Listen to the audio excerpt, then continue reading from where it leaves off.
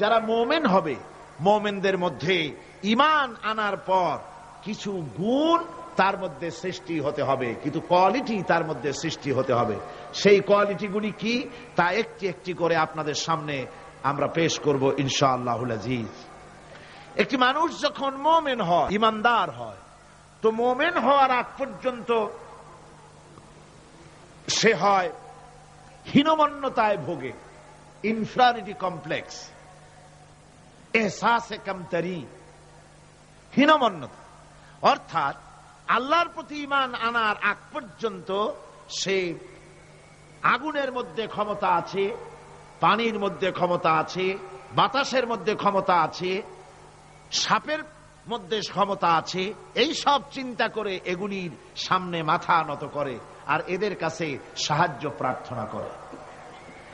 যখন সে ব্যক্তি ঈমান আনে, ঈমান আনার পরে তার ভেতরে আত্মসম্ভ্রম পয়দা হয়ে যায়, শখসিয়তের পয়দা হয়ে যায়, তার ভিতরে এমন একটা আত্মমর্যাদা বোধ এসে যায় যে আমি যেগুলির সামনে মাথা নত করি আর শক্তি আছে বলে মনে করি, এগুলি তো আসলে কিছুই না, সব শক্তির মূল হতেছেন তো আল্লাহ রব্বুল আলামিন।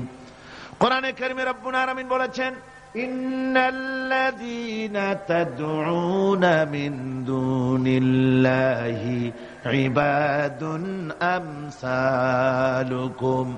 আল্লাহ পাক বলেন, আমাকে বাদ দিয়ে তোমরা যাদেরকে ডাকো, আমাকে বাদ দিয়ে যাদের আশ্রয় গ্রহণ করো, যাদের কাছে সাহায্য কামনা করো, ওরা তোমার মতো আমার আর একটি গোলাম। তুমি যেমন আমার গোলাম, ওরাও তেমন আমারই গোলাম। সুতরাং তুমি নিজে গোলাম হয়ে আর একটা গোলামের কাছে হাত পেতেছো, তোমার কোনো প্রয়োজন সে মিটাতে পারবে না, তোমার কোনো প্রয়োজন সে মিটাতে পারবে না। ওরা নিজের সাহায্য নিজেরা করতে পারে না। কোরআনে কারীম কি সুন্দর করে বুঝিয়েছে, হাতে তৈরি করে মূর্তি বানায়া তার সামনে তোমরা সাহায্য চাও, ওরা তোমার সাহায্য করবে কি? ওরা তো নিজের সাহায্য নিজেকে করতে পারে না। এই যে আমাদের দেশে কত মূর্তি তৈরি হয়, এক একটা 8টা 10টা করে হাত থাকে, এগুলির সামনে নানান রকমের নজর পেশ করা হয়। এগুলি যদি কুকুরে এসে খাওয়া আরম্ভ করে, আপনারা বলেন 10টা হাতের একটা হাত দিয়েও কি তাড়াই দিতে পারবে? পারবে না। এমনকি ওদের নাকের ডগায় মাছি বসে যদি মুখের মধ্যে পায়খানা করে, তাও এতগুলি হাতের একটা আঙ্গুল দিয়া মাছিটাকে উড়াই দিতে পারবে না। এরা, আল্লাহ রাব্বুল আলামিন বলেন যে ওরা মাছির মতো একটি ক্ষুদ্র প্রাণী বানাতেও সক্ষম নয়, অথচ এদের কাছে সাহায্য কামনা করা হয়। একবার রাসূল পাক সাল্লাল্লাহু আলাইহি ওয়াসাল্লামের কাছে একজন মুশরিক এসেছেন, তার কাছে একটা ভাঙ্গা মূর্তি। হুজুর জিজ্ঞেস করলেন, তোমার মূর্তিটা ভাঙা কেন? লোকটি বলল যে এটি হচ্ছে আমার খোদা, একে আমি সব সময় সাথে রাখি, না জানি কোন সময় কোন বিপদে পড়ি, এই জন্য সাথে রাখি বিপদ থেকে বাঁচার জন্য। পথিমধ্যে আমার প্রকৃতির ডাক এলো, পেশাব পায়খানায় যাওয়ার প্রয়োজন হলো, তো মনে করলাম এমন জায়গায় এই খোদা নিয়ে যাওয়া উচিত না, খোদাকে রাস্তার উপরে রেখে তারপরে গেলাম কাম সারতে। কাম সেরে এসে দেখি যে এইটার মাথা থেকে শুরু করে পা পর্যন্ত ভিজা। মনে করলাম খোদার শরীর ভিজা, না জানি নিশ্চয়ই কোনো পবিত্র বরকতপূর্ণ পানি হবে। তো এই বরকতপূর্ণ পানি আমি নিজে একটু টেস্ট করলাম, জিহ্বা দিয়া চাটলাম, খাইলাম, দেখলাম যে কেমন কেমন গন্ধ আসে, আর কি একটা টক টক জাতীয় বিশ্রী রকমের। তো মনে করলাম পবিত্র পানি এরকমের গন্ধ হবে কেন? এদিক ওদিক তাকালাম, তাকিয়ে দেখি দূরে একটা কুকুর দাঁড়ানো, তার নিচের থেকে পানি টপকাচ্ছে। তখন ভাবলাম যে আসলে কোন বরকতের পানি এটা। আমি তখন রাগ করে এইটা ঠ্যাং ধরে আছাড় মারলাম যে তুই কি খোদা না তুই একটা হুদা? তুই তো নিজেরই ঠেকাতে পারিস না বিপদ থেকে, তো আমারে ঠেকাবি কি করে? হাদিস শরীফ এসেছে, রাসূল পাক সাল্লাল্লাহু আলাইহি ওয়াসাল্লাম তখন হেসে দিয়েছিলেন। সে হাসিতে হুজুরের দন্ত মোবারক বিকশিত হয়েছিল, শরীর মোবারক কেঁপে উঠেছিল। হুজুর জিজ্ঞেস করলেন, আমার কাছে কি মতলবে এসেছো? লোকটি বলছে, হুজুর আমার কাছে আজকে এসব জিনিসের ব্যর্থতা অসারতা ধরা পড়েছে, আমি তাওহীদের আশ্রয় নিতে এসেছি। আল্লাহর নবী বললেন, পড়ো লা ইলাহা ইল্লাল্লাহু মুহাম্মাদুর রাসূলুল্লাহ। মুমিন ব্যক্তি আত্মমর্যাদার সৃষ্টি হয় তার কলিজার মধ্যে, আত্মসম্ভ্রম, আত্মসম্মান। সে কারো কাছে মাথা নত করবে না, তার কারণ সে জানে আমি যার গোলাম তিনি হচ্ছেন সকল ক্ষমতার উৎস। সকল ক্ষমতার উৎস কে? চিল্লায় বলতে হবে, সকল ক্ষমতার উৎস কে? কয়েকটি কথা আমাদের দেশে চালু আছে যে কথাগুলি শুনলে খুবই খারাপ লাগে। একটা হচ্ছে সকল ক্ষমতার উৎস জনগণ, এটি মারাত্মক শিরকপূর্ণ কথা। আরেকটি কথা, যখন রেডিও টিভিতে বলা হয় যে কুতুবদিয়া, হাতিয়া সন্দ্বীপ, কক্সবাজার উপকূলীয় এলাকায় থেকে 280 মাইল স্পিডে বাতাস প্রবাহিত হবে, 30 ফিট উঁচু হয়ে জলোচ্ছ্বাস হবে, গ্রেট ডেঞ্জার সিগন্যাল নাম্বার 10 দেখাবার জন্য বলা হলো। সাথে সাথে তারপরেই রেডিও টিভি থেকে, সরকারি যন্ত্র থেকে সরকারের লোকেরা বলতে থাকেন এই বিরাট তুফান, জলোচ্ছ্বাস এবং ঘূর্ণিঝড়ের মোকাবেলা করার জন্য সেনাবাহিনী প্রস্তুত করে রাখা হয়েছে। কি বেকুফি! 30 ফুট জলোচ্ছ্বাস হবে, সেনাবাহিনী করবে কি? বন্দুক নিয়ে দাঁড়ায় থাকবে? মোকাবেলা করবা? প্রচন্ড বাতাসের মোকাবেলা করবা তুমি সলিমুদ্দিন? হ্যাঁ, বরং বলা যেতে পারে ঘূর্ণিঝড় এবং জলোচ্ছ্বাসের পরে যে দুর্যোগ সৃষ্টি হবে তড়িৎ গতিতে, আমরা সেই দুর্যোগকে, মানুষকে ঠেকাবার জন্য আমরা প্রাণ চেষ্টা চালাবো, আমাদের সব মেশিনারি সেজন্য প্রস্তুত আছে, এটা বলা যেতে পারে। কিন্তু ঝড়ের মোকাবেলা করব, মারাত্মক কথা, মারাত্মক কথা। আবার আরেকটি কথা খুবই মারাত্মক, এগুলো পত্র পত্রিকায় দেখি, অমুক দলের অমুক নেতা হসপিটালে মৃত্যুর সঙ্গে পাঞ্জা লড়তেছে। আজীব তামাশা! মৃত্যু কি তোমার মাইকেল টাইসন? মৃত্যু কি তোমার মোহাম্মদ আলী ক্লে যে পাঞ্জা লড়বা? মৃত্যুর সাথে পাঞ্জা লড়তে পারে এমন ক্ষমতা পৃথিবীর কারো আছে? সুতরাং এগুলো জাহালাতের কথা, মূর্খতার কথা। মৃত্যু যন্ত্রণায় ভুগছে এটা বলা যায়, মৃত্যু যন্ত্রণায় কষ্ট পাচ্ছে বলা যায়, মৃত্যুর সাথে পাঞ্জা লড়ছে, সলিমুদ্দিন সাহস তো কম না। আমার ভাইয়েরা, সুতরাং সমস্ত ক্ষমতার উৎস কেবলমাত্র আল্লাহ সুবহানাহু ওয়া তাআলা। যাকে খুশি ক্ষমতায় দেন, যাকে খুশি ক্ষমতা থেকে নামায় দেন। এই জন্য যারা মুমিন হবে তাদের এই চিন্তা মনের মধ্যে থাকবে, আত্মমর্যাদা আসবে, কারো সামনে হাত পাতবে না, হাত পাতবে তো আল্লাহ সুবহানাহু ওয়া তাআলার কাছে, কাউকে ভয়ও করবে না। আত্মমর্যাদার কারণে সে তার রিজিক সম্পর্কেও নৃশংস হয়ে যাবে, অর্থাৎ রিস্ক সম্পর্কেও তার পরোয়া থাকবে না যে হক কথা যদি বলি তাহলে যদি আমার চাকরি না থাকে। আছেন এরকম লোক? হক কথা যদি বলি, চাকরি যদি না থাকে, দাওয়াত যদি আর না হয়, গুলি খেয়ে যদি মরি, এই চিন্তাও মুমিনের লোকের মধ্যে থাকে না, যেহেতু তার আত্মমর্যাদা এসেছে। রিস্কের মালিক মসজিদের মুতাল্লি নয়। অনেক ইমাম আছে মসজিদে, হক কথা বলতে সাহস পায় না, হক কথা বলার সাহস পায় না, মনে করে রিস্কের মালিক মুতাল্লি অথবা সেক্রেটারি। আর দুর্ভাগ্যজনক সত্য, বাংলাদেশের অধিকাংশ মসজিদের মুতাল্লি আর সেক্রেটারি এমন লোক যারা ধর্মনিরপেক্ষতাবাদে বিশ্বাসী, যারা ইসলামের রাজনীতিতে বিশ্বাস করে না। এ ধরনের বহু লোক মসজিদের সেক্রেটারি, মেম্বার, মুতাল্লি হয়ে বসে আছে আর মসজিদের ইমামদেরকে হক কথা বলতে দেয় না। আছে না ইমাম সাহেবরাও? আমি কিন্তু পাইকারি কথা বলছি না, আলহামদুলিল্লাহ যোগ্যতা সম্পন্ন ইমাম আছেন যারা কথা বলেন। আবার কিছু লোক আছে যারা ভয় পান, আমি তাদের উদ্দেশ্যে বলছি, কোরআনে কারীম বলছে রিস্কের মালিক হচ্ছেন আল্লাহ সুবহানাহু ওয়া তাআলা। তোমার রিস্কের পরোয়াটা কিসের? ইন্নাল্লাহা হুয়ার রাজ্জাকু ওয়াতিল মাতিন। রিস্কের মালিক তো আল্লাহ পাক, তার হাতেই সমস্ত রিস্ক কার হাতে? বাংলাদেশ পৃথিবীর দ্বিতীয় বৃহত্তম মুসলিম দেশ।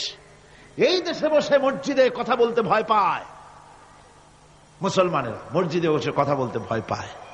কিন্তু ভারতের দিকে তাকান, ভারতের দিল্লির জুমা মসজিদের ইমাম আব্দুল্লাহ বুখারী, লোকটার জন্য দোয়া এসেই যায় দিল থেকে।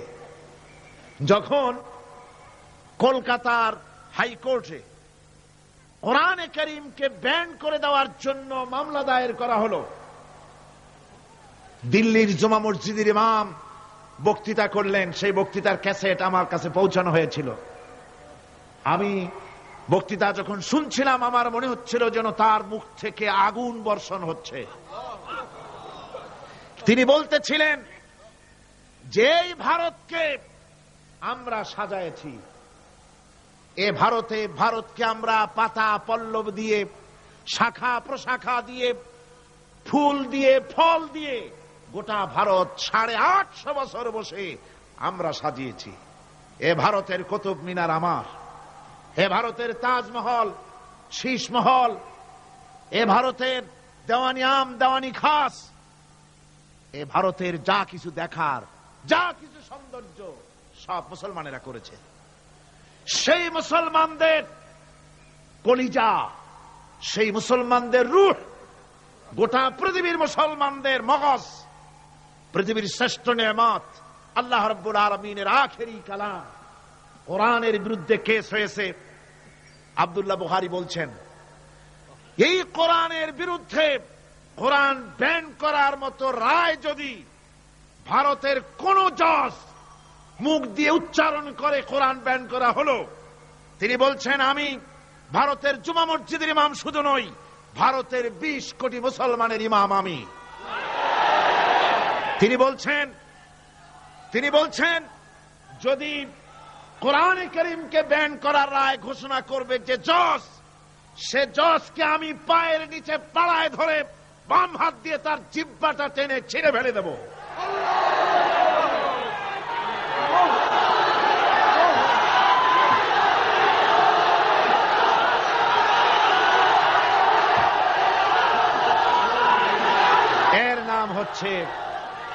এর নাম ঈমান। জোরে বলেন, এর নাম কি? এর নাম ঈমান। ঈমান আনার পর প্রথম যে কোয়ালিটিটা হবে, সেই কোয়ালিটি হচ্ছে পার্সোনালিটি, আত্মসম্ভ্রম, আত্মমর্যাদা। দুনিয়ায় কারো সামনে মাথা সে নত করবে না, মাথা নত করবে কেবলমাত্র আল্লাহর কাছে। সে বিশ্বাস করবে খাইরিহি ওয়া শাররিহি মিনাল্লাহি তাআলা, ভালো মন্দ সব কার কাছ থেকে হয়? আল্লাহর কাছ থেকে হয়। সে কিছুতেই বিশ্বাস করবে না যে কোনো মাজারের কাছে গেলে, কবরের কাছে গেলে আমার তকদির পাল্টে যাবে, কোন মোমেন তা বিশ্বাস করবে না। কথা বুঝতে পেরেছেন? ভালো করার মন্দ করার সবটা মালিক আল্লাহ সুবহানাহু ওয়া তাআলা। এরপরে 2 নম্বরের যে কোয়ালিটি সৃষ্টি হবে মুমিনের মধ্যে ঈমান আনার পর, সে গুণটা হচ্ছে সে বিনয়ী হবে।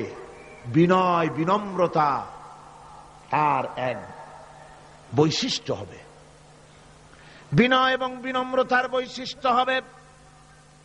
তার কারণ হচ্ছে ঈমান আনার পরে সে জানতে পেরেছে আল্লাহ রাব্বুল আলামিনের কর্তৃত্ব থেকে বেরিয়ে আসার ক্ষমতা কারো নাই।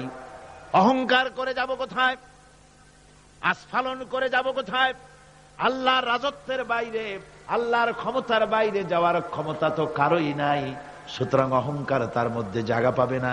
আল্লাহ পাক দুনিয়ার সমস্ত মানুষের জিনকে পরিষ্কার করে বলেছেন, ইয়া মাশারাল জিন্নি ওয়াল ইনস ইন ইসতাতা'তুম আন তানফুযু মিন আকতারিস সামাওয়াতি ওয়াল আরদ فانفذوا لا تنفذون إلا بسلطان।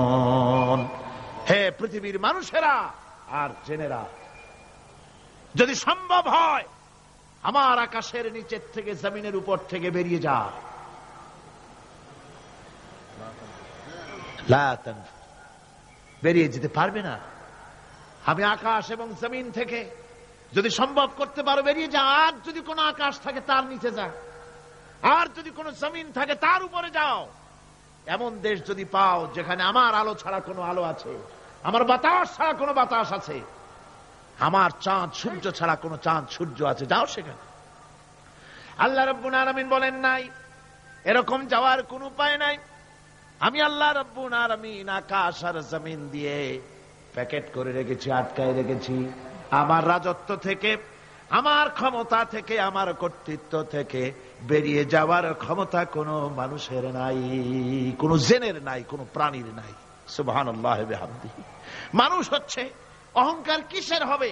তোমরা হচ্ছ ফকির। আল্লাহ পাক বলছেন ওয়াল্লাহুল গনিয়্যু ওয়া আনতুমুল ফুকারা। আল্লাহ হচ্ছেন গনি। আল্লাহ কি?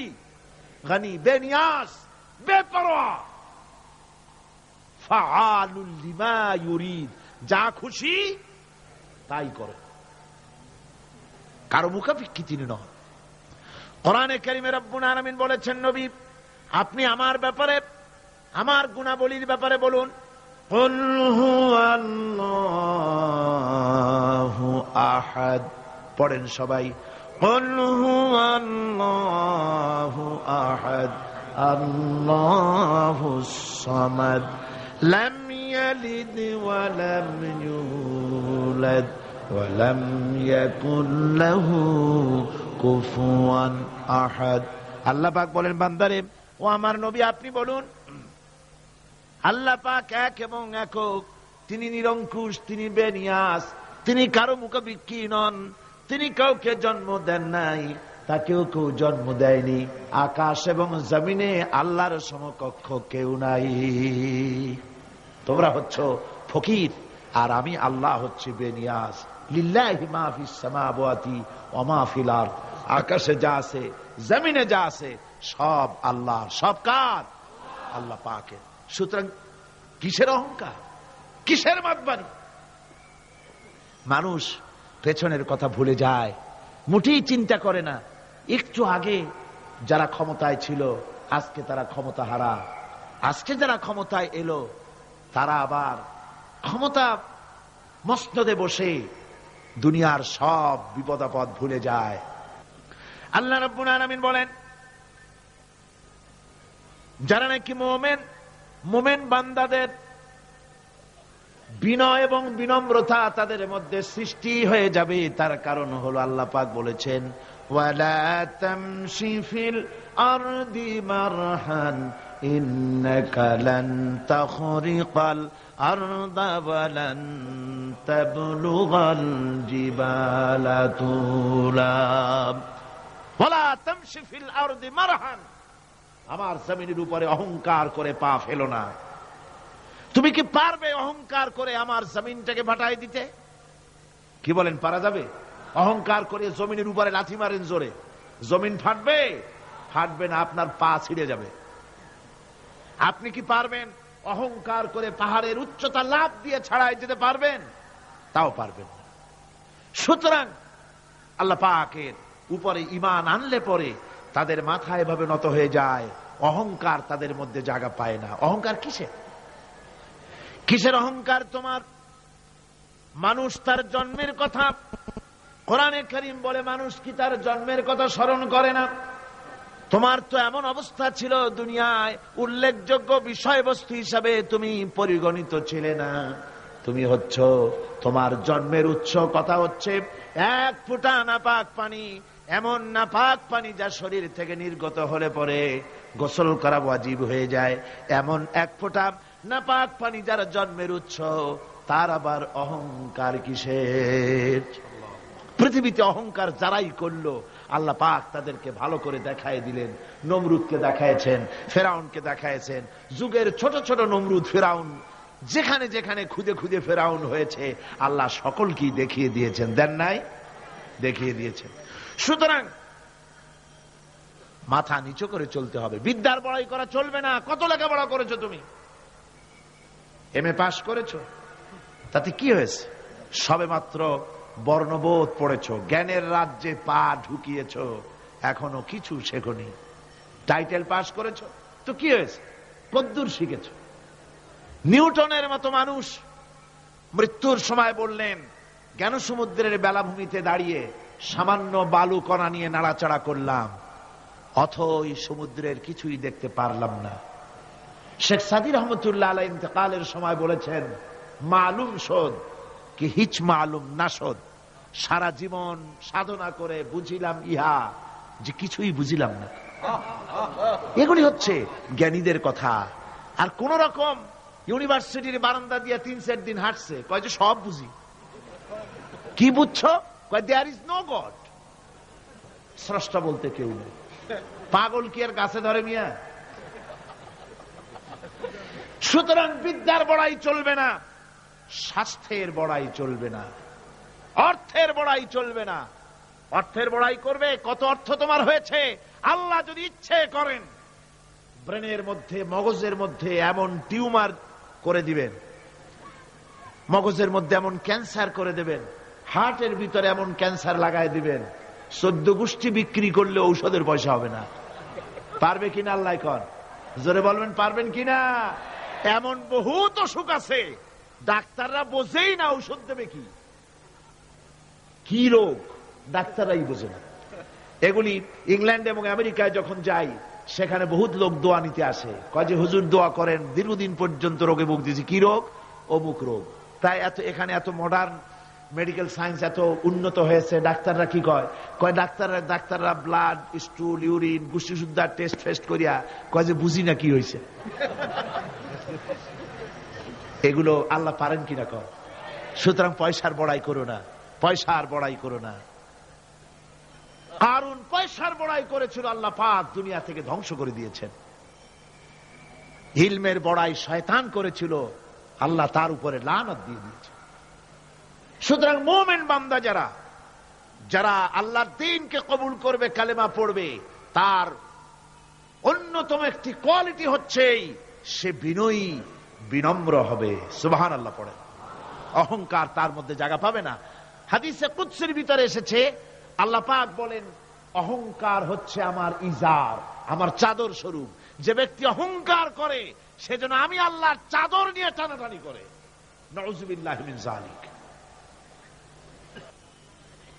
মুমিন ব্যক্তি কলেমা পড়ার পর, ঈমান আনার পরে যে কোয়ালিটি হওয়া উচিত, আল্লাহর পরে ঈমান আনলে পরে যে কোয়ালিটি হওয়া দরকার, সেটা হচ্ছে তার মধ্যে বীরত্ব এবং নির্ভীকতা আসবে।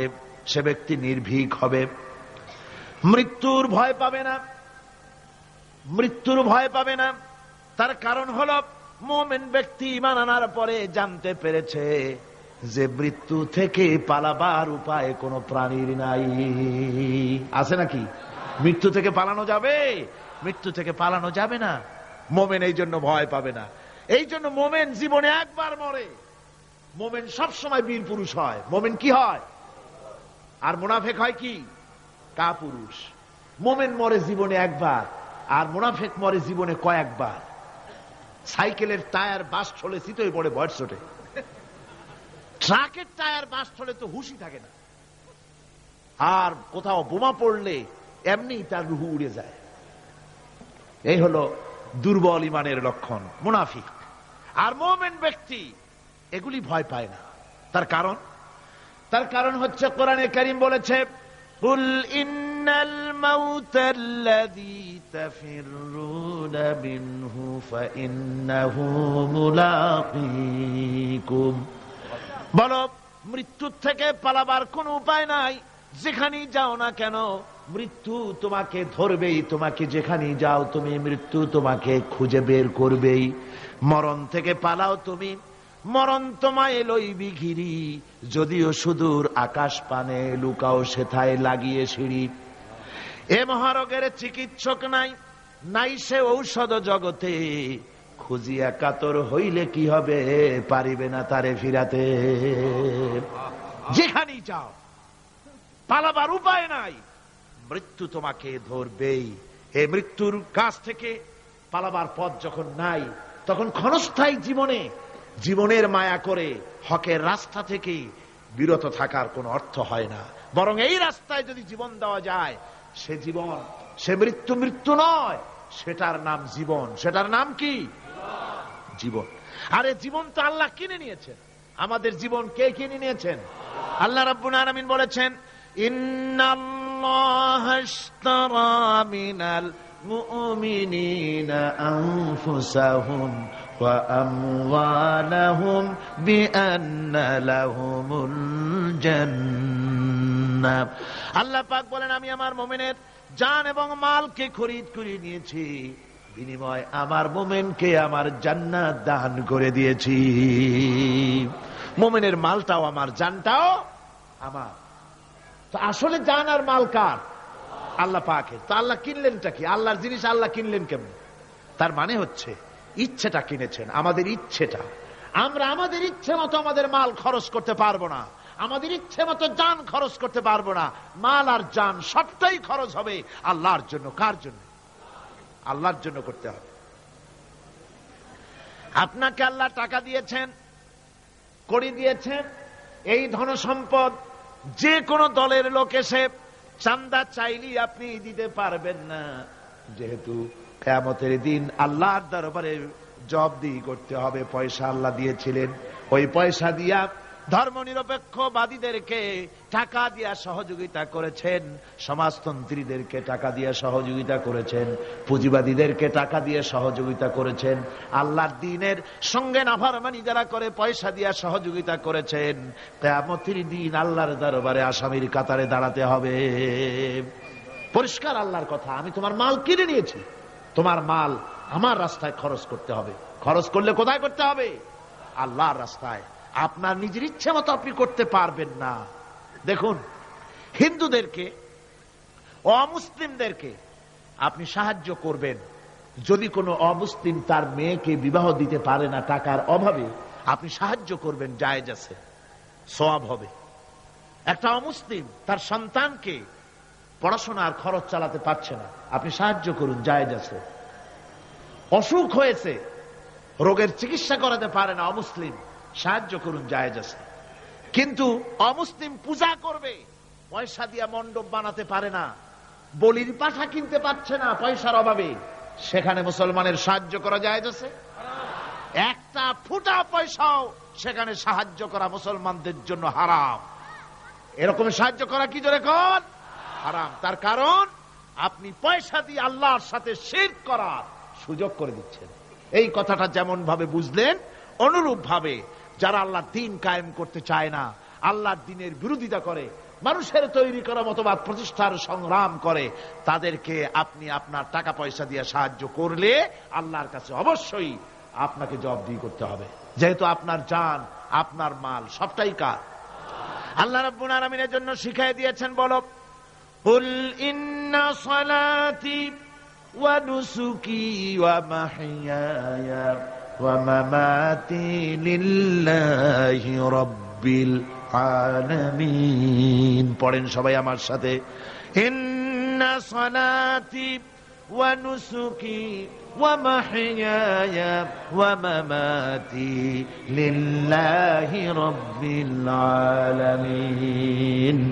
নিশ্চয়ই আমার নামাজ, আল্লাহ বলেন, শিখায় দিচ্ছেন, বলো, আমার নামাজ, আমার কোরবানি, আমার হায়াত, আমার মত সবকিছু ওই আল্লাহ রাব্বুল আলামিনের জন্য, যিনি তামাম জাহানের সৃষ্টি জগতের লালন কর্তা, পালন কর্তা, তার জন্যই নিবেদিত।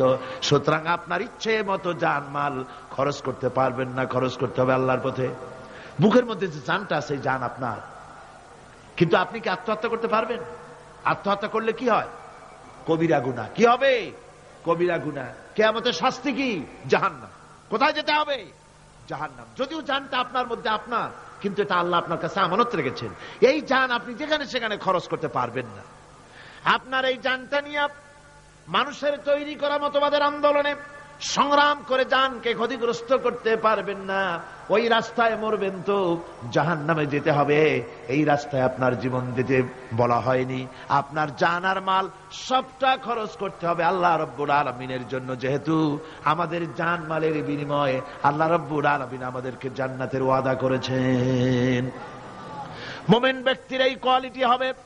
মুমিন ব্যক্তি, সে ব্যক্তি, তার মনের মধ্যে এই চিন্তা হবে, কেউ আমাকে ক্ষতি করতে পারবে না, আমাকে কেউ মারতে পারবে না।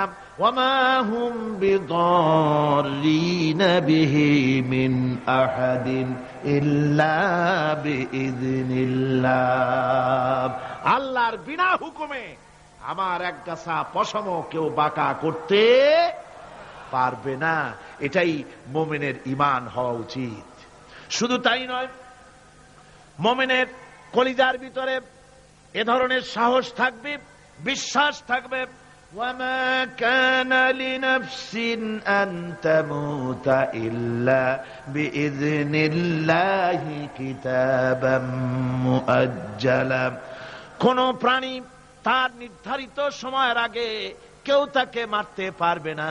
আল্লাহ পাক যে সময় নির্ধারণ করেছেন, ওই নির্ধারিত সময়ের আগে কারো মৌত হবে না। নির্ধারিত সময়ের আগে কারো মৌত হবে না। কোরআনে কারীমে ভিন্ন জায়গায় আল্লাহ বলেন, قُلْ لَوْ كُنْتُمْ فِي بُيُوتِكُمْ لَبَرَزَ الَّذِينَ كُتِبَ عَلَيْهِمُ الْقَتْلُ إِلَى مَضَاجِعِهِمْ। আল্লাহ পাক বলেন, নবী বলুন, ভাগ্যে যদি নিহত হওয়া থাকে, ভাগ্যে যদি নিহত হওয়া থাকে, সে যদি তার নিজের বিছানায়ও থাকে, ওই বিছানা থেকে তাকে বেরিয়ে যেতে হবে, মৃত্যুর জায়গায় তাকে পৌঁছে যেতে হবে। কেউ রক্ষা করতে পারবে না। মৌত যখন আসবে অবশ্যই মৃত্যুর কাছে তাকে যেতেই হবে। মুমিন কখনো হতাশ হবে না, নিরাশায় তার মন ভেঙে যাবে না। হতাশা মুমিনের কলিজাকে কখনো ছোট করে দিবে না, আন্দোলন থেকে তাকে বিরত রাখবে না। অন্ধকার দেখবে, চতুর্দিকে অন্ধকার মেঘাচ্ছন্ন, চতুর্দিক থেকে মেঘ জমে আসতেছে, মনে হবে যেন আর ফজর হবে না।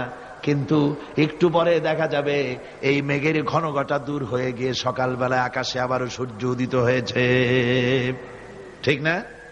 সুতরাং মুমিনের হতাশ হওয়ার কোনো কারণ নাই। হতাশ হয় কারা? কোরআনে কারীমের মধ্যে বলা হয়েছে, وَمَنْ يَقْنَطُ مِنْ رَحْمَةِ رَبِّهِ إِلَّا الضَّالُّونَ। কেবলমাত্র পথভ্রষ্ট লোকেরাই, কেবলমাত্র গোমরাহ লোকেরাই তারাই নিরাশ হয়, হতাশ হয়। ঈমানদার লোক কখনো হতাশ হয় না। তার ঈমানে, তার আশায় বুক বেঁধে সাহসের সঞ্চার করে দেয়। কারণ সে তো জানে, আল্লাযী খলাকানি ফাহুয়া ইয়াহদিন। আল্লাহ আমাকে সৃষ্টি করেছেন, আমার হেদায়েত তিনি দিয়েছেন, পথ তিনি দেখিয়েছেন। আল্লাযী হুয়া ইউতঈমুনি ওয়া ইয়াসকিন। আমি যখন ক্ষুধার্ত হই, ওই আল্লাহই আমাকে খাওয়ান। আমি যখন তৃষ্ণার্ত হই, তখন আল্লাহই আমাকে পান করান। ওয়া ইযা মারিদতু ফাহুয়া ইয়াশফিন। আর যখন আমি অসুস্থ হই, ওই আল্লাহ আমাকে রোগ মুক্ত করেন। সুবহানাল্লাহ। দেখেন, হযরত আইয়ুব আলাইহিস সালাম সব কোরআনের মধ্যে আছে, আল্লাহ পাক সব বলে দিয়েছেন। আমাদের মধ্যে অনেকের রোগ হলে কয় যে এত নামাজ রোজা করি আর রোগে আমারই পাইলো। বলে না এরকম? নামাজ রোজা করি, দান সদকা করি, হজ করি, আর আমারই রোগটাই পাইলো, এই রোগ ছাড়েই না। আশ্চর্য কথা, রোগ দিয়ে আল্লাহ মানুষের ঈমান পরীক্ষা করেন। ধৈর্য ধরতে হবে। হযরত আইয়ুব আলাইহিস সালামের রোগ হলো, 18টি বছর পর্যন্ত রোগে ভুগলেন। 18 বছর শরীর পচে যেতে লাগলো, বিবি বাল বাচ্চা সব তার কাছ থেকে ছড়ে গেল। গ্রামের লোকেরা তাকে তাড়ায় দিল, জঙ্গলের ভিতরে তিনি কাটাতে লাগলেন। এরপরে তিনি কষ্টে অস্থির হয়ে গেলেন, কোন শিকায়েত আল্লাহর দরবারে তোলেন নাই। বলেছেন, আয় আল্লাহ পাক, আমি দারুণ ভাবে রোগগ্রস্ত হয়ে পড়েছি, আর তুমি রহমান রহিম। হযরতে আইয়ুব আলাইহিস সালাম 18টি বছর রোগ ভোগ করার পর যখন তিনি লক্ষ্য করলেন শুধু শরীরের ভিতরেই পোকা না, এবার পোকা জিহ্বার মধ্যে শুরু হয়ে গেছে, জিহ্বায় পোকা ধরেছে, গায়ের গোশতে পোকা, পুজ পোকা, পচে পচে শরীর পড়তেছে, জিহ্বার মধ্যেও পোকা হয়ে গেছে। হযরত আইয়ুব আলাইহিস সালাম এবার আল্লাহর দরবারে হাত তুলে বলেন, রব্বুল আলামিন, এতদিন কোনো কথা বলি নাই, 18টি বছর পর্যন্ত হাসি মুখে আমি সহ্য করে চলছি, তুমি রোগ দিয়েছো বলার আমার কিছুই নাই, কিন্তু এবার অবশ্যই শিকায়েত করব। যেহেতু আমার জিহ্বায় পোকা ধরেছে, মাবুদ আমার জিহ্বায় পোকা দিও না। আমার জিহ্বায় যদি পোকা হয়ে যায় তাহলে তোমার মতো আল্লাহর জিকির আমি কি দিয়া করব? আয় আল্লাহ, জিহ্বাটা সুস্থ রাখো যাতে করে তোমার জিকির করতে পারি। সুবহানাল্লাহ। আমার আল্লাহ রাব্বুল আলামিন পরিষ্কার করে কোরআনে কারীমের মধ্যে বলে দিলেন, আমি আইয়ুব আলাইহিস সালামের আইয়ুবের রোগ মুক্ত করে দিলাম এবং তার হারানো সব সম্পদ আমি তাকে দান করে দিলাম।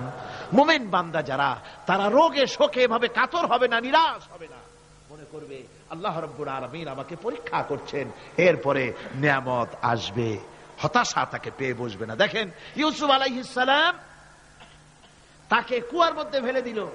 কারা? ভাইরা কুয়ার মধ্যে ফেলে দিল। কুয়ার মধ্যে ফেলানো হয়েছে। ভাইরা মনে করলো এটা মরণ কুয়া, এটা মৃত্যু কূপ, এখানে ইউসুফ আলাইহিস সালাম শেষ হয়ে যাবে। কিন্তু ওই 11 ভাইরা জানতো না এটা মৃত্যু কুয়া নয়, এটা হচ্ছে একদিকে কুয়ার মুখ আর একদিকে মিশরের সিংহাসন। এটা কেনানের কুয়ার মধ্য থেকে ইউসুফ আলাইহিস সালাম ঢুকলেন। এটা একটা টানেল, সুড়ঙ্গ পথ। কুয়ার এক মাথা দিয়া ঢুকলেন, আর এক মাথা দিয়া মিশরের সিংহাসন দখল করলেন। সুবহানাল্লাহ। আল্লাহ কোথা থেকে কোথায় নিয়ে গেলেন। হযরতে ইয়াকুব আলাইহিস সালাম সন্তানের শোকে অস্থির হয়ে গেলেন, সন্তানের শোকে অস্থির হয়ে গেলেন, কিন্তু তিনি নিরাশ হন নাই, হতাশ হন নাই। তিনি বলেছেন, ফাসাবরুন জামিল আসাল্লাহু আইয়াতিয়ানি বিহিম জামিআন ইন্নাহু হুয়াল আলিমুল হাকীম। ফাসাবরুন জামিল, আমি উত্তম ধৈর্য ধারণ করব এবং আমি আশা করি অতি শীঘ্র আল্লাহ রাব্বুল আলামিন আমার যা আমি হারিয়েছি আমাকে আল্লাহ পাক মিলাই দিবেন। সুবহানাল্লাহি বিহামদি। আর আল্লাহ পাক হযরত ইয়াকুব আলাইহিস সালামের কাছে হযরত ইউসুফকে মিলাই দিলেন। সুবহানাল্লাহি বিহামদি। সুতরাং মুমিন ব্যক্তি কখনো নিরাশ হবে না, হতাশা নিরাশায় তার মন ভেঙে দেবে না। দেখা যাচ্ছে ইসলামী আন্দোলন আর বুঝি রইল না, বুঝি শেষ হয়ে গেল। চতুর্দিক থেকে বন্য হায়নারা অস্ত্র নিয়ে, বিদেশি টাকা নিয়ে, সম্পদ নিয়ে চতুর্দিক থেকে হামলা শুরু করেছে, আর বাঁচার পথ নাই। ইসলামী আন্দোলন বুঝি শেষ না। মুমিন যারা, তারা হতাশায় ভোগে না। কি বলেন? হতাশায় ভোগে? মোটেই হতাশায় ভোগে না। তারা মনে করে নিশ্চয়ই এর ভেতরে রয়েছে কল্যাণ। এর মধ্যে কি রয়েছে? আমার বন্ধুগণ, মানুষ হতাশায় যেন না ভাঙে। গুনাহ করেছে, গুনাহ করার কারণে কোন মুমিন যেন হতাশায় ভেঙে না পড়ে, সেই জন্য আল্লাহ তাকে বলেছেন, লা তাকনাতু মির রাহমাতিল্লাহ। বান্দারে, আমার রহমত থেকে মায়ুস হইস না, নিরাশ হইস না। আমি রহমান, আমি রহিম। জোরে কোন সুবহানাল্লাহ। আমার বন্ধু, আপনারা কোন পৃথিবীতে কে আছে এমন, কোন সত্তা আছে এমন যে অপরাধীকে ডেকে বলে আয় তোরে মাফ করে দেব? আছে কেউ এমন? বাপও বলে না। বাপও ছেলে যদি অপরাধ করে ডেকে বলে না আয় মাফ করে দিই। অবশ্য মন চায় ছেলে মাফ চাক, তাহলে মাফ করে দিব। মাফ না চাও পর্যন্ত বাপেও ডাকে না, মাও ডাকে না যে অপরাধ করেছিস আয় মাফ করে দিই। জোরে বলেন, কেউ বলে? আকাশ ও জমিনে একমাত্র মেহেরবান সত্তা আমার রব্বুল আলামিন। মানুষ যখন গুনাহ করে, রব্বুল আলামিন বলে, বান্দারে গুনাহ করেছিস, আমার সামনে আয়, গুনাহ মাফ চা, চোখের পানি ফেলা। যত বড় গুনাহ তোর হোক না কেন, আমি রব্বুল আলামিন তোর গুনাহ খাতাকে মাফ করে দেব। কিভাবে মাফ করব? মানুষ যদি কোনো অন্যায় করে, অপরাধ করে, চুরি করে, ডাকাতি করে, পুলিশ তাকে অ্যারেস্ট করে, থানায় তার নাম লেখা হয়ে যায়, কয়েক বছর জেল খাটার পরে মুক্ত হলো, কিন্তু থানার ব্ল্যাক লিস্টে, দাগি খাতায় যে নাম থাকলো ওই নাম কাটা যায় না। আবার অপরাধ করলো, আবার জেল হলো, আবার মুক্ত হলো, থানায় আরেকবার নাম লেখা হলো। যতবার অপরাধ করবে ততবার থানায় নাম লেখা যাবে, জেল খাটবে, জরিমানা দেবে, কিন্তু কালো খাতা থেকে তার নাম মোছা হবে না। আল্লাহ রাব্বুল আলামিনের অফিসের কাণ্ড ভিন্ন। কোন মানুষ যদি অপরাধ করে, গুনাহ করে, গুনাহ করে যদি রব্বুল আলামিনের দরবারে বিনীতভাবে মাপ চায়, আল্লাহ রাব্বুল আলামিন বলেন শুধু গুনাহ মাফ করি না, গুনার খাতা থেকেও নামটা আমি আল্লাহ তোমার মুছে ফেলে দেই। গুনাহ আমার কাছে মাপ চাও, আমাকে ডাকো, আমি তোমার কাছে আছি। وَإِذَا سَأَلَكَ عِبَادِي عَنِّي فَإِنِّي قَرِيبٌ। আল্লাহ পাক বলে বান্দা যখন আমাকে ডাকে, আমি বান্দার একদম নিকটে, তার ঘাড়ের চাইতেও নিকটে। ওয়ানাহানু আকরাবু ইলাইহি মিন হাবলিল ওয়ারিদ। আমি আমার বান্দার শারক, যে রগের উপরে তার মাথা, এর থেকেও আমি আমার বান্দার বেশি নিকটে। সুবহানাল্লাহ পড়ে। আমি তোমার কাছে, আমার কাছে মাপ চাও, যত বড় গুনাহ হোক। ওয়াকালা রাব্বুকুম উদউনি আস্তাজিব লাকুম। তোমার প্রভু তোমাকে ডেকে বলেছে আমাকে ডাকো, আমি মাফ করে দেব। সুবহানাল্লাহি ওয়া বিহামদিহি। কত বড় কথা, আমাকে ডাকো, নিরাশ হয়ো না, হতাশ হয়ো না। আল্লাহর গজব বেশি না রহমত বেশি? আল্লাহর রহমত বেশি। হাদিসে কুদসির ভিতরে এসেছে, আল্লাহ পাক বলেছেন কোন বান্দা যদি আমার দিকে এক বিগত অগ্রসর হয়, আমার রহমত তার দিকে এক হাত এগিয়ে যায়। কোন বান্দা যদি আমার দিকে হেঁটে আসে, আমার রহমত তার দিকে দৌড়ে যায়। বান্দা যখন আল্লাহর দরবারে দুহাত উঁচু করে চোখের পানি ফেলে দেয়, মুসলিম শরীফের হাদিসের ভিতরে এসেছে গভীর রাত্রে, রাতের তৃতীয় অংশে আল্লাহ রাব্বুল আলামিন প্রথম আকাশে আসেন আর ডেকে বলেন, পৃথিবীতে আছো নাকি কেউ গুনাহ করে জীবন বরবাদ করে দিয়েছো, আমার কাছে মাপ চাও। ঋণগ্রস্ত আছো, অসুস্থ আছো, অপমানিত আছো, কে আছো মাজলুম, আমাকে ডাকো, আমার কাছে বলো, আমি ডাকের সাড়া দেব, জীবনের আশা পূরণ করে দেব। ওই সময় যেই সমস্ত লোকেরা কান্দে তাহাজ্জুদের নামাজ পড়ে, আল্লাহ জিজ্ঞেস করেন ফেরেশতারা, অমুক অমুক দেশে অমুক অমুক বান্দারা কান্দে কেন? ফেরেশতারা বলে রব্বুল আলামিন তুমি তো ভালো করে জানো। আল্লাহ বলেন জানি, তবু তোমাদের মুখে শুনতে চাই। তারা বলে রব্বুল আলামিন তোমার এই বান্দা গুনাহ করেছি, গুনার জন্য মাপ চায়, জাহান্নাম থেকে বাঁচতে চায়। আল্লাহ পাক বলেন ফেরেশতারা আমার এই বান্দারা আমারে দেখেছে নাকি? বলে দেখে নাই। বলে আমার দোজখ দেখেছে নাকি? বলে না, তাও দেখে নাই। আমার বেহেশত দেখেছে নাকি? বলে না, তাও দেখে নাই। আল্লাহ পাক বলেন ফেরেশতারা সাক্ষী থাকো, ওরা আমাকে দেখে নাই, আমার বেহেশত দোজখ কিছুই দেখে নাই, শুধুমাত্র আমার নবীর কথা, আমার কোরআনের কথা বিশ্বাস করে আরামের ঘুমকে হারাম করে যেভাবে তারা কাঁদতেছে, সাক্ষী থেকে যাও ফেরেশতারা, আমার রহমতের দরিয়ায় জোশ মেরেছে, আমার ওই ক্রন্দনরত বান্দাগুলিকে আমি আল্লাহ মাফ করে দিলাম। সুতরাং মুমিন বান্দা যারা, আল্লাহর মুমিন বান্দা যারা, এই ঈমানের কোয়ালিটি, এটাও হতাশায় নিরাশায় ভেঙে পড়বে না। গুনাহ তো মানুষই করে, গুনাহ হয়ে গেছে, মাপ চাও। তোমার গুনাহ কদ্দুর? তোমার গুনাহ যদি হয় পাহাড় সমান, আল্লাহর রহমত আকাশ সমান। তোমার গুনাহ যদি হয় আকাশ সমান, আল্লাহর রহমত তো আরশে আজিম ছাড়াই গেছে। সুবহানাল্লাহি বিহামদিহি। সুতরাং রহমানুর রহিম, গফুরুর রহিম, তার কাছে মাপ চাইতে হবে বিনীতভাবে, হতাশায় ভেঙে পড়লে চলবে না। এটা হলো মুমিনের আরেকটা কোয়ালিটি। এরপর আরেকটি কোয়ালিটি হবে মুমিনের, তা হলো কঠোর কঠিন বিপদে অবিচল থাকবে, বিপদে ভেঙে পড়বে না। বিপদ আপদ, শত্রুতা, ক্ষয় ক্ষতি যা কিছু হয় সবই আল্লাহর পক্ষ থেকে, এটা মেনে নিতে হবে এবং ধৈর্য ধারণ করতে হবে। বিপদ মুসিবত শুধু উম্মতের জন্য নয়, দুনিয়ার সমস্ত নবীদের বিপদ এসেছে, হয় নাই? নবীদের বিপদ আসে নাই? কোরআনে কারীম থেকে শুনুন, আল্লাহ রাব্বুল আলামিন বলেন, وَكَذَلِكَ جَعَلْنَا لِكُلِّ نَبِيٍّ عَدُوًّا مِنَ الْمُجْرِمِينَ।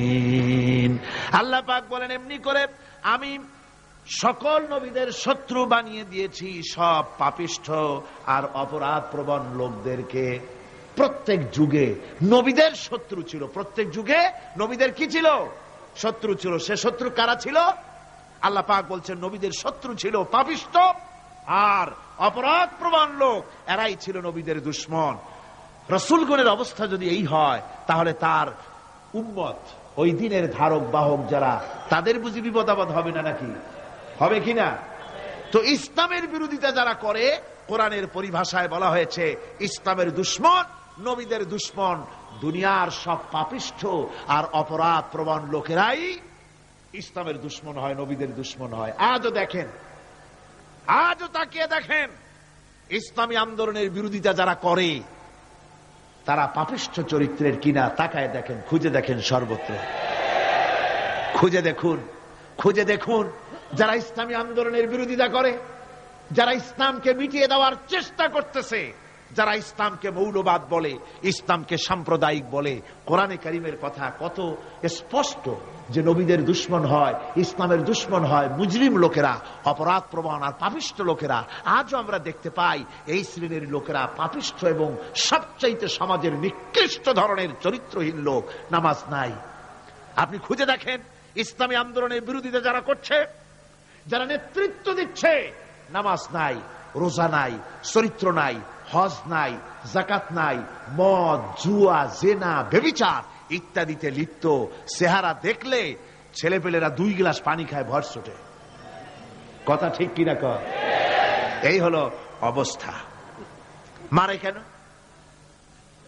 মুমিনদেরকে, পয়গম্বরদেরকে, সাহাবীদেরকে এবং ঈমানদারদেরকে মারে কেন?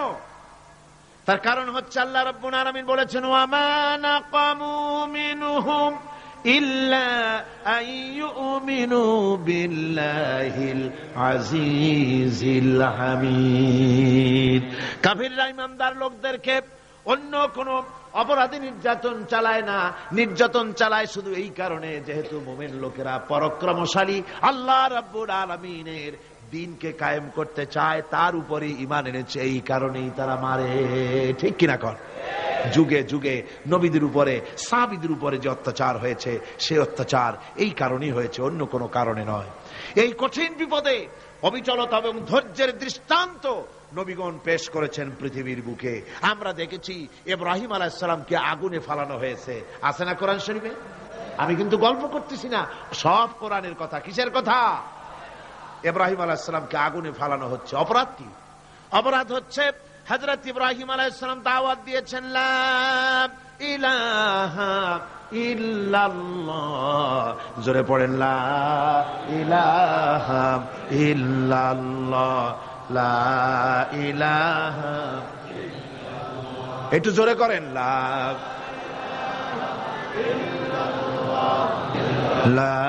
ইলাহা ইল্লাল্লাহ।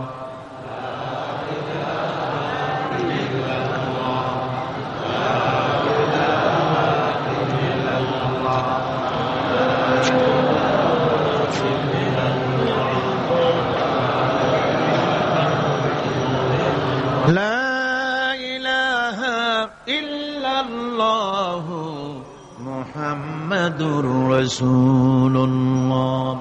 হযরত ইব্রাহিম আলাইহিস সালাম দ্বীনের দাওয়াত দিয়েছেন, এক আল্লাহর দাওয়াত দিয়েছেন, ঈমানের দাওয়াত দিয়েছেন। আর কোন অপরাধ ছিল না। নমরুদ সহ্য করতে পারলো না। কোরআনে কারীমের মধ্যে সব কথাগুলি আল্লাহ পাক এই জন্য বিধৃত করেছেন, এই জন্য কোরআনে কারীমের মধ্যে সব কথা উঠায় দিয়েছেন, যাতে করে মুমিনেরা বিপদ আসলে পরে যেন ঘাবড়ে না যায়।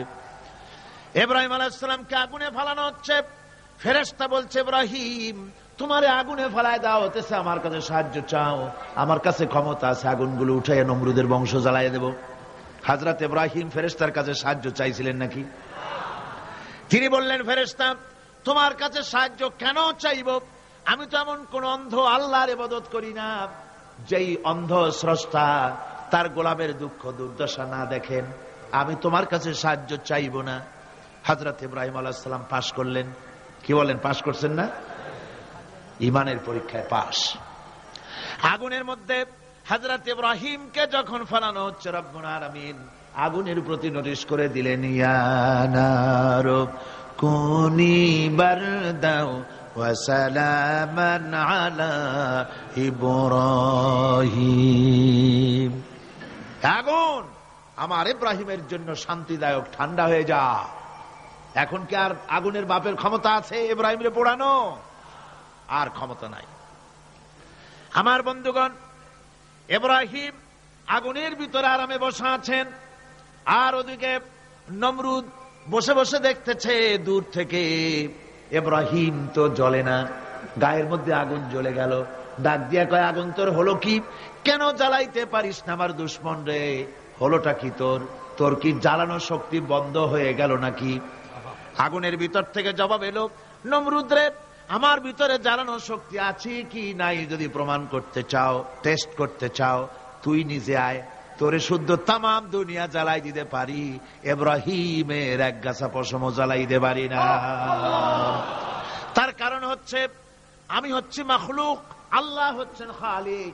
আল্লাহ আমাকে বলেছেন না জ্বালাতে, তুমি 1000 বার বললেও আমি ইব্রাহিমকে জ্বালাইতে পারবো না।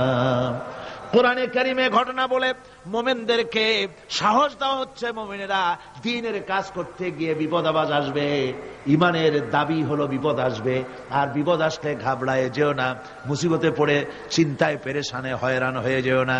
বিশ্বকবি আল্লামা ইকবাল কি সুন্দর করে বলেছেন, আজ ভি হো জু ইব্রাহিম কা ইমা पैदा आग कर सकती है एक अंदाज गुलिस्तान पैदा।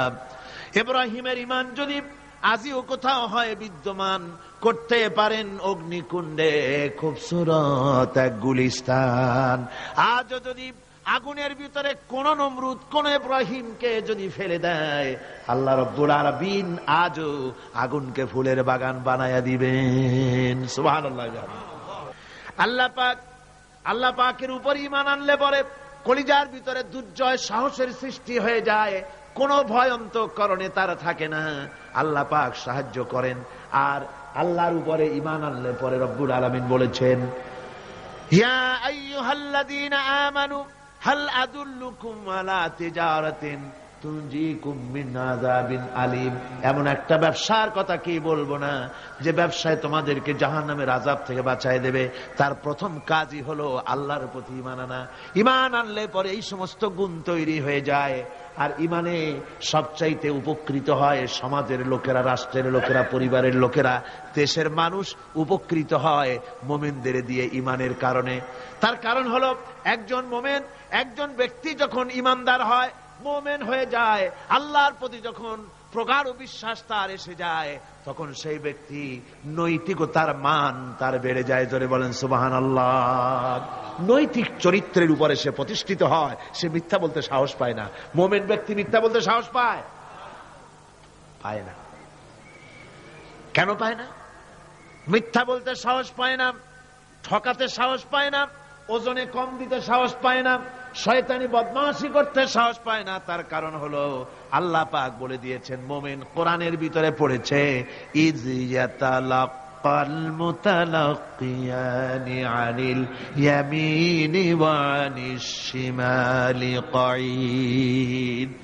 দুজন নিয়ন্ত্রণকারী ফেরেশতা তোমার ডানে এবং বামে বসে বসে তোমাকে নিয়ন্ত্রণ করছে, কোথায় যাও কি করো এই ফেরেশতারা বসে বসে সব দেখতেছে। মা ইয়ালফিযু মিন কাওলিন ইল্লা লাদাইহি রাকীবুন আতীদ। মানুষ এমন কোন কথা বলে না যা ফেরেশতারা রেকর্ড না করে, সব রেকর্ড হয়ে যায়। তাই মুমিন ব্যক্তি দায়িত্বহীন কথা বলতে পারে না। মুমিন ব্যক্তির চরিত্র ভালো হয়ে যায়, সে যে কথা বলে বুঝে শুনে কথা বলে, সে যে ওয়াদা করে বুঝে শুনে ওয়াদা করে। যেহেতু সবকিছুর জবাব কিয়ামতে দিতে হবে। কোথায় দিতে হবে? কোথায় দিতে হবে? কিয়ামতে আল্লাহর দরবারে জবাব দিতে হবে। মহান আল্লাহ রাব্বুল আলামিন বলেছেন, ওয়ালাকাদ খালাকনাল ইনসানা ওয়া না'লামু মা তুওয়াসবিসু বিহি নাফসু। মানুষ সৃষ্টি করেছি আমি, তার অন্তঃকরণের ভিতরে ওয়াসওয়াসা কি হয় আমি জানি। এই জন্য মুমিনেরা মনের ভিতরে কোনো খারাপ কল্পনাও করতে পারে না। খারাপ কল্পনা করলেও তার হিসাব দেওয়া লাগবে আল্লাহর কাছে। কার কাছে? ওয়াইন তুবদু মিন আনফুসিকুম আও তুখফুহু ইউহাসিবুকুম বিহিল্লাহ। আল্লাহ বলেন, মনের মধ্যে যেসব কল্পনা করো তা প্রকাশ করো আর গোপন রাখো, ওইটার হিসাব নেব আমি আল্লাহ পাক। কিয়ামতের দিন আমার কাছে হিসাব দিতে হবে। বন্ধুগণ, এই জন্য মুমিন যারা, মুমিনদের চরিত্র প্রতিষ্ঠিত হয়, মুমিনদের ধারণা থাকে যেখানেই যাই না কেন, যেখানেই বসি না কেন, সেখানেই আল্লাহ, আল্লাহ ছাড়া কোনো জায়গা নাই। আছে নাকি? আছে? আল্লাহ পাক বলেন মা ইয়াকুনু মিন নাজওয়া সালাসাতিন ইল্লা হুয়া রাবিউহুম। তোমরা যেখানে তিনজন মিলে পরামর্শ করো, মনে রেখো তিনজন নও, ওখানে চতুর্থ সত্তা আমি রব্বুল আলামিন তোমাদের কাছে আছি, সব শুনিয়ার দেখি। পাঁচজন যেখানে হও সেখানে আমি ষষ্ঠ। এর থেকে যদি কম হও, এর থেকে যদি বেশিও হও, বান্দারে তুমি আছো যেখানে আমি আল্লাহ আছি সেখানে। উপায় নাই, সব জায়গায় আমি দেখতে পাচ্ছি। শুধু তাই নয়, রাত্রিবেলায় মানুষেরা গোপনে পরামর্শ করে, করে না? করে কিনা? রাতে রাতে পরামর্শ করে, এক জায়গায় বসে, হলের মধ্যে, পাহাড়ের মধ্যে, কোন জায়গায় বসে পরামর্শ করে। কি পরামর্শ?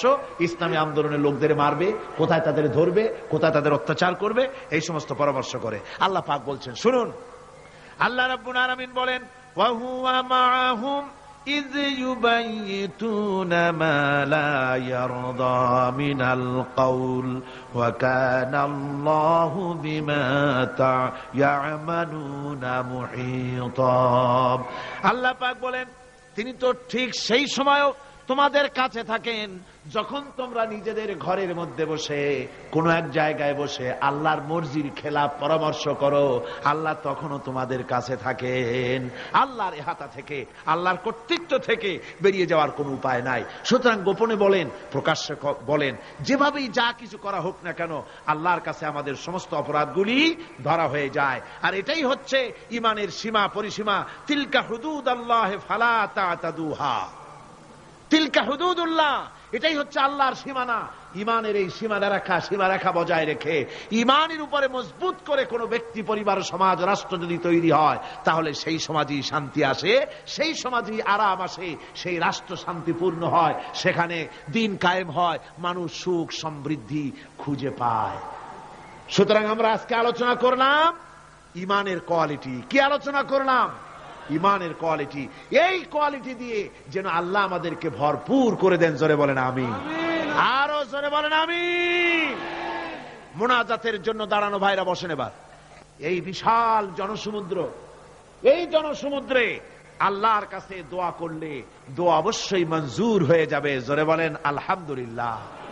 জোরে বলেন আলহামদুলিল্লাহ। ربنا لا تزغ قلوبنا بعد إذ هديتنا وهب لنا من لدنك رحمة إنك أنت الوهاب। আয় আল্লাহ তাআলা, বিশাল জনসমুদ্র নিয়ে তোমার দরবারে গভীর রাত্রে হাত তুলেছি। আল্লাহ, তুমি মেহেরবানি করে আমাদের দুরূদ ও সালাম এবং কোরআনের আলোচনার সওয়াব জনাবে মুহাম্মদ রাসূলুল্লাহ সাল্লাল্লাহু আলাইহি ওয়াসাল্লামের রূহ মুবারকে পৌঁছে দাও।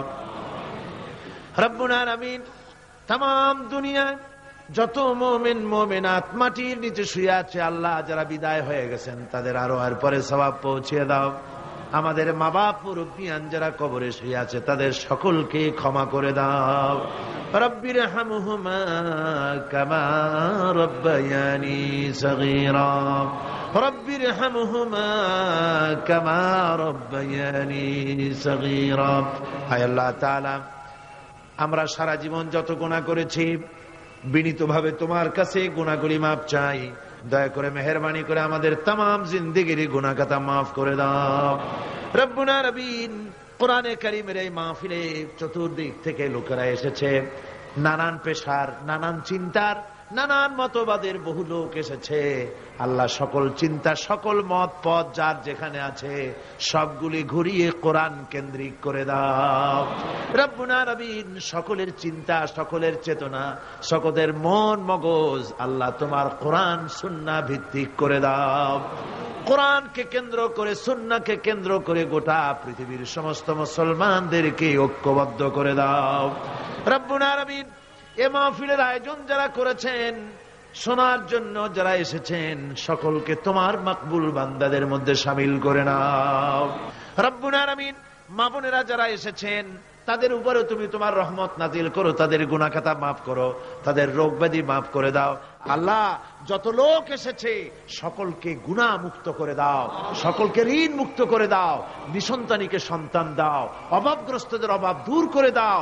আয় আল্লাহ, আমাদের নেক মাকাসিদ পুরা করে দাও। আল্লাহুম্মা হাব্বিব ইলাইনাল ঈমান ওয়া যায়্যিনহু ফি কুলুবিনা وكره إلينا الكفر والفسوق والعصيان واجعلنا من الراشدين ربنا تقبل منا إنك أنت السميع العليم وتب علينا إنك أنت التواب الرحيم سبحان ربك رب العزة عما يصفون وسلام على المرسلين الحمد لله رب العالمين واجعل آخر كلمتنا عند الموت لا إله إلا الله محمد رسول الله